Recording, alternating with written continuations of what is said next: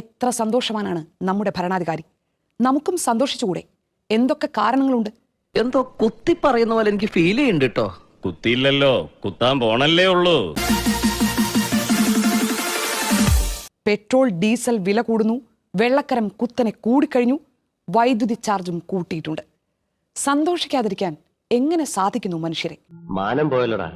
അവൾ എന്നെ കളിയാക്കാൻ തന്നെ ചോദിച്ചാ അല്ലടാ. നമ്മൾ എവിടെ പരിപാടി അവതരിപ്പിച്ചാലും ഇതാണല്ലോ അവസ്ഥ.